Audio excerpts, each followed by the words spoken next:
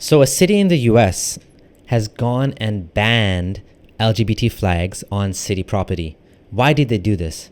Well, apparently they have a very high Muslim population. So this came under the guise of religious freedom. Let's take a look and see what happened.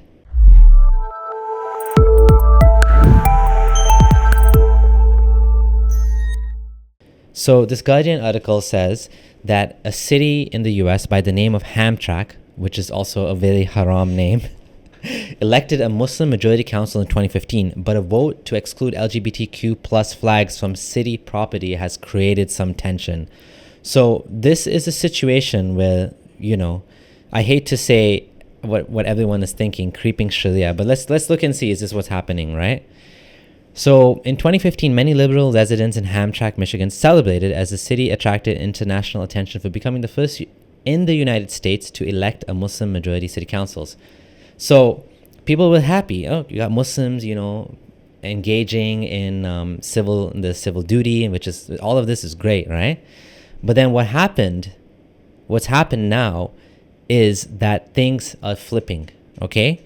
So this same week, what we saw was they banned LGBTQ flags from being flown on city property. So the first question is, who cares? So why does it matter, right? It's a flag. It doesn't mean people can't be gay, right? Well, I think the worry is that what does this flag represent? What does the flag represent and why is it being banned? What was the reason why we had to have a vote to remove the flags? Because the existence of these flags is seen as a support for the LGBT community. It's seen almost as an advocating for it. So they're saying, we don't advocate for that. Okay, in America, they are saying that they don't advocate for LGBT rights. That's what it sounds like, okay, unless I'm misunderstanding the situation. To say we don't want your flag here on city property, which is a government thing, those flags have always represented what?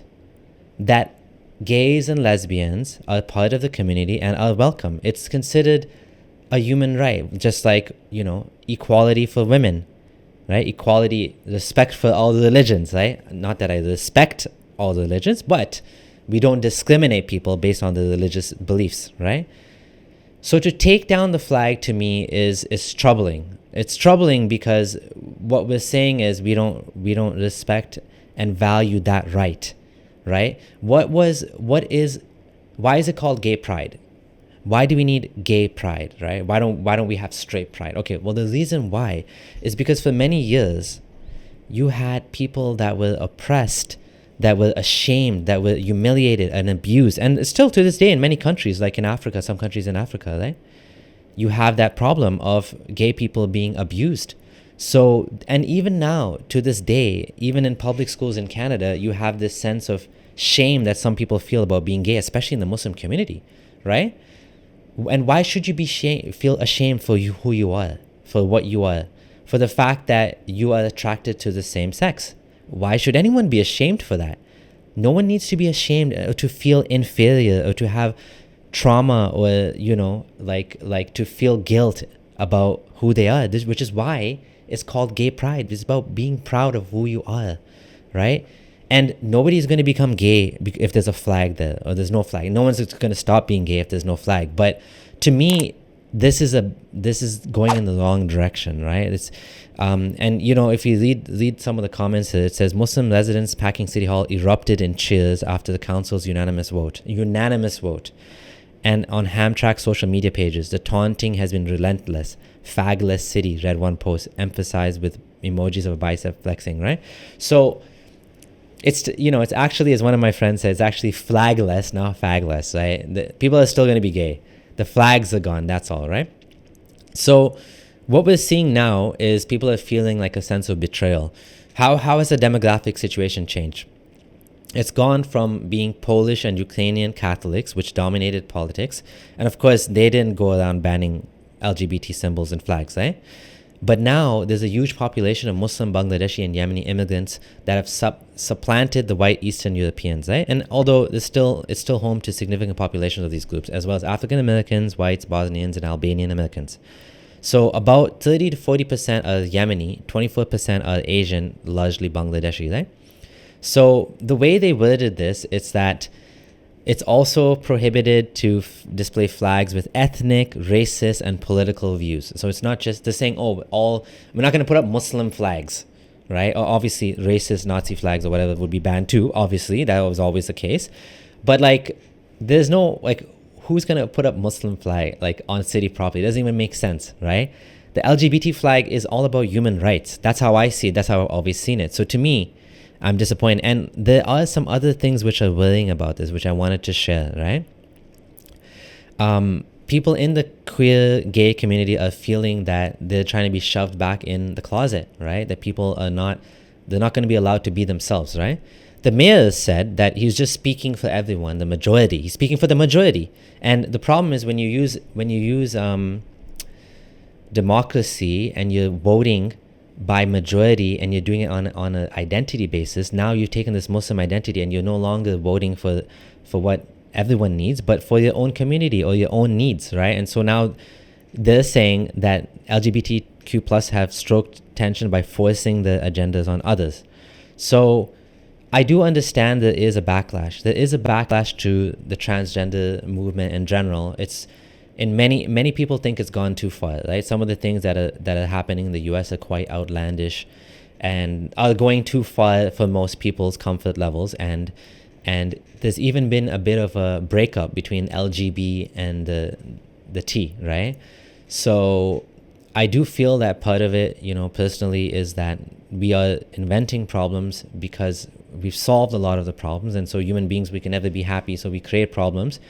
And part of it is a bit of guilt that people are feeling, right? And so they've created this problem that they need to solve. They want to be activists about something. So there always has to be some sort of activism, right?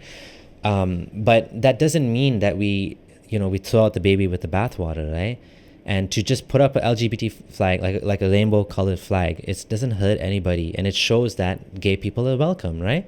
So this guy's saying that overreacting, that they lost, but the fact is that there's more going on here, right?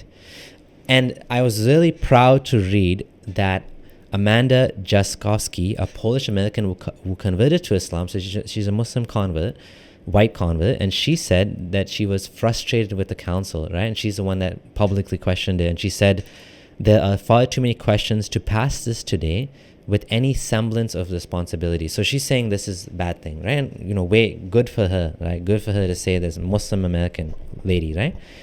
And there's some more crazy things happening, which I want to share. Like, if you read this, the problems are not just that.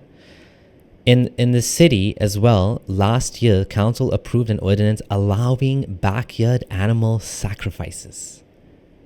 Like, even though it says that, this is allowed under First Amendment in the US under religious expression, like, what the heck? You're going to be like slaughtering goats in your backyard? Like, I'm going to be like, what? How? Like, I would be worried about, first of all, the sanitary situation. Like, is this safe and clean?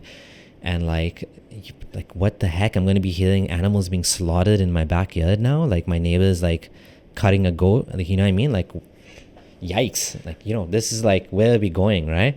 Not only that, there's another example they gave up where when Michigan legalized marijuana, right, they were slow to remove the prohibition, and and basically a dispensary was opened, right, the council was outraged, and the Muslim conservatives wanted to shut it down, even though it was legalized now, right?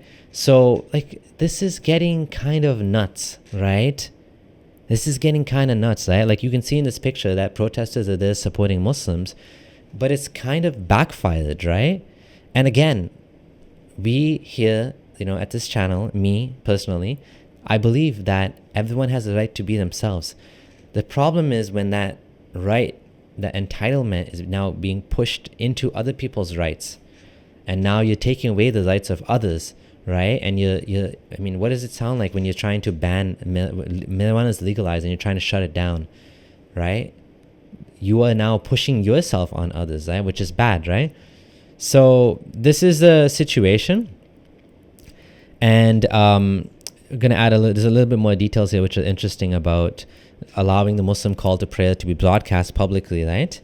And even though there was objections, right, they still allowed it. And now it's just getting, the things are, to me, are kind of willing, right? It's like, you want to be conservative, that's fine. You're a conservative Muslim, that's fine. But this is a secular country. America's a secular country. Canada's a secular country.